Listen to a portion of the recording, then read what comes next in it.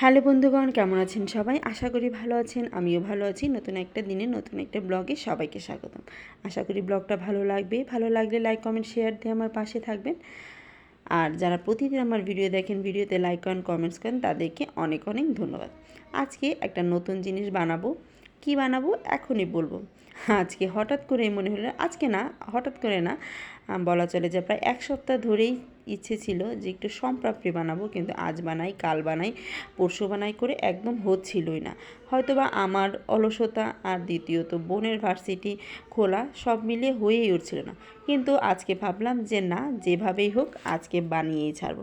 তার জন্য এই যে দেখুন, একটা কড়াইয়ের মধ্যে অনেকখানি আটা নিয়ে নিলাম, তার মধ্যে হালকা একটু ঘি মিক্সড করে দিলাম। এখন এটাকে খুব ভালোভাবে ভেজে নেব, একদম লাল লাল করে।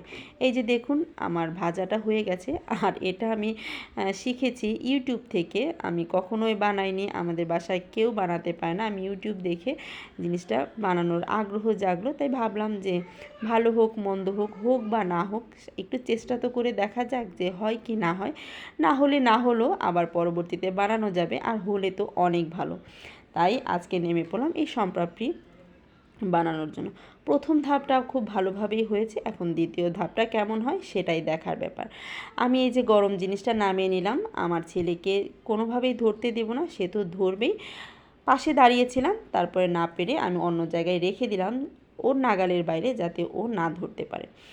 তারপরে চলে আসলাম আবার রান্নাঘরে। এখন আমি এটা একটু লেবুটা চিপে রস বের করে নিচ্ছি, কারণ আমি ইউটিউবে দেখেছি যে এটার মধ্যে মানে যে ক্যারামেলটা তৈরি করে সেটার মধ্যে এই লেবুর রস দেয় 1 চামচ। তার জন্য আমি একটু লেবুর রস তৈরি করে রেখে দিলাম আর কি।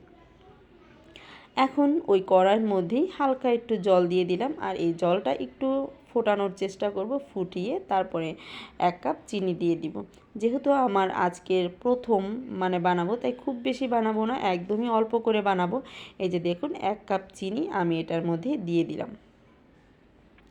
এখন যেটা আমি ইউটিউব থেকে যেটা দেখেছি যে ভালোভাবে এটাকে নেড়ে চেড়ে এই কাজটা করতে হবে, এটাকে ক্যারামেল তৈরি করতে হবে। এখন হবে কি হবে না সেটা তো জানি না, তবে আমার মনে বিশ্বাস ছিল যে হবে, যেভাবেই হোক হবে।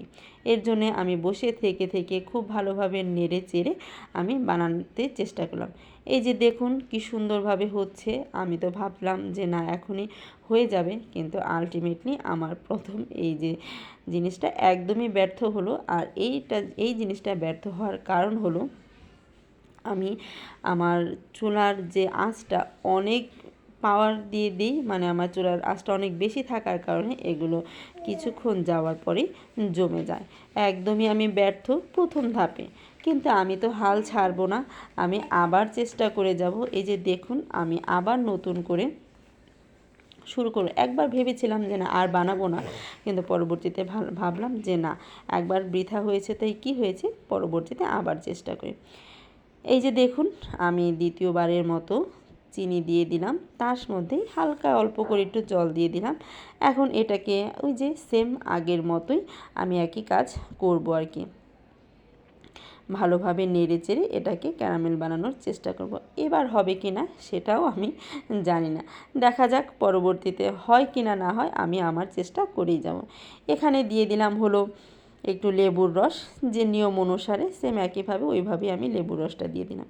এই যে খুব ভালোভাবে করে আমি এটা নিয়ে দিলাম হলো প্লেটের মধ্যে, কিন্তু আলটিমেটলি আমার এই জিনিসটা একদমই হলো না। আমি এভাবে করে করে আমি 7-8 বারের মতো চেষ্টা করেছি। প্রতিবার তো আর দেখানো সম্ভব না, তারপরেও আমি চেষ্টা করেছি 7-8 বারের মতো। আমি সেম একই রকমভাবে ব্যর্থ হয়েছি। আর এইটা ছিল আমার লাস্ট বার। এটা যখন বানাচ্ছিলাম বলছিলাম এখন যদি হয় হলো, না হলে না হলো। কিন্তু দেখা যায় কি, আলটিমেটলি আমি আবার ব্যর্থ হয়ে যাই।